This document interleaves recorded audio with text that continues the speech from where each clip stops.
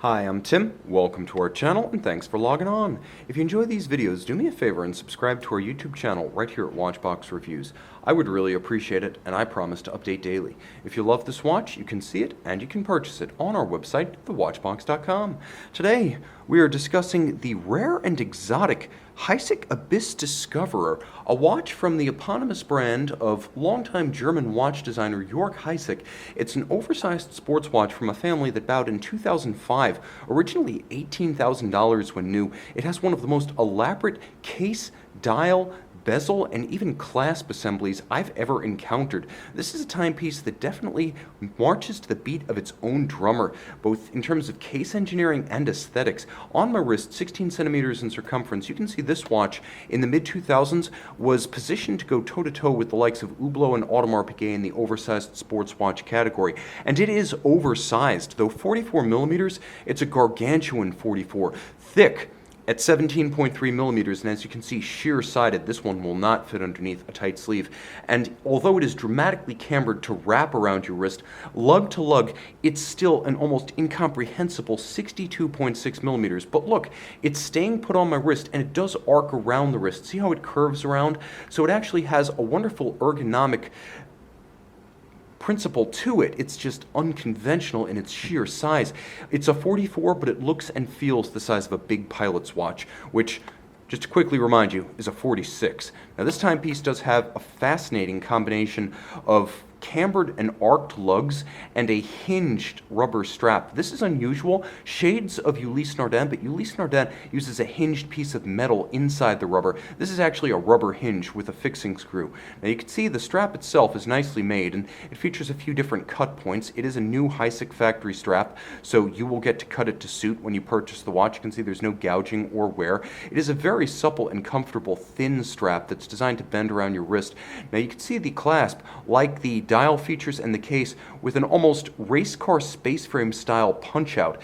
It's a remarkably coherent design in that almost every element, from the hands of the dial to the clasp, do echo each other, so full credit for designing the thing as a whole. You can see even the end of the clasp is Hysek branded, and you'll even note that Jorg Hysek engraved on the flank with satin finished contrast with some of the polished facets. So it is a nuanced thing in the sense that a lot of time went into designing.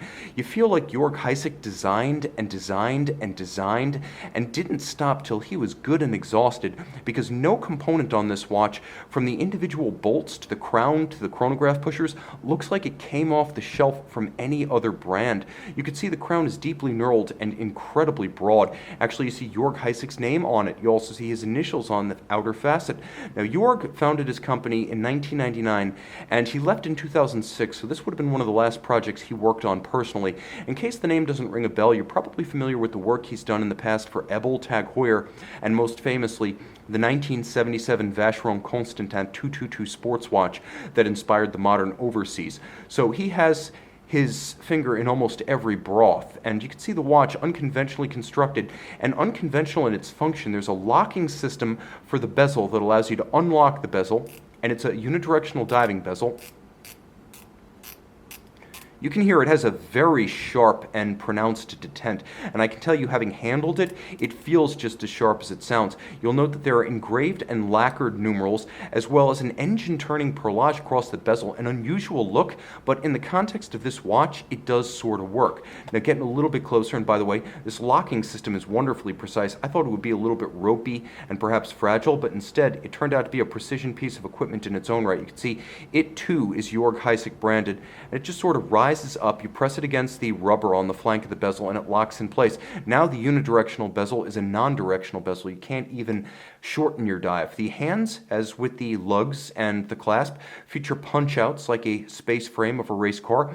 And then there's a cross-hatching pattern on the dial base with tremendous dial depth. You can actually see the indices disappear because there's a little bit of a canopy quality to the chapter ring. When you look straight at it, you can't see underneath it. And there's actually a recess underneath it, like it's an incomplete domed canopy, and each of the indices is actually underneath. You'll also note that the dial features are appliqué. There are silver chapter rings for the chronograph registers. There's a double-digit date up at 12 o'clock. The watch features both hacking seconds or stop seconds and a quick set function for the date, which is something you generally lose when you go with a balanced tri-register arrangement for a Valjoux 7750. So I think this watch has a little bit of extra original watchmaking in it, because normally that tri-register arrangement with the 7750 means you lose the quick set. It would be a pusher adjuster on a 7753. This is clearly derivative of nothing so much as a 7750 with original Jorg Hysek engineering to create that double-digit date with quickset. Once again, that doesn't come in a standard balanced register 7750. The watch features a high-grade balance and hairspring. 300 meters water resistant. I'm happy to say that Hysek spent as much time thinking about the machine that went into the watch. The 7750 is in no way exotic or high horology, but when you stop the balance of this watch, you can see it's a splayed spoke balance. I believe this is a top or chronometer grade balance with a Nivarox 1 hairspring, which is top of the line if you're ordering a 7750. You can see Hysek's initials on the rotor as well as his signature on the display case back. Automatic winding, 25 joules, quick set date, hacking seconds, chronograph function, 28,800 vibration per hour beat rate, 42-hour power reserve. You can see there's both a stamped Côte de Genève as well as an engine turning with blued screws, and some polished components, chiefly the chronograph assembly with the cam as well as the levers. It's actually a good-looking 7750 as these things go, but this watch is all about the design and, to a lesser extent, the cult of personality associated with the watch designer. Jorg Hysek may not be a household name in the watch collector community, the likes of Gerald Genta or Gilbert Albert, but nevertheless, this is a work of a modern master and one who is not afraid of polarizing the crowd. See it and make up your mind on the Watchbox. The Jorg Hysek Abyss Discoverer. Take a moment to take it all in, because there's a lot. Bezel, hands, sub-registers, indices. This watch glows quite a bit, and it has a lume shot unlike anything else, which pretty much describes the watch as a whole.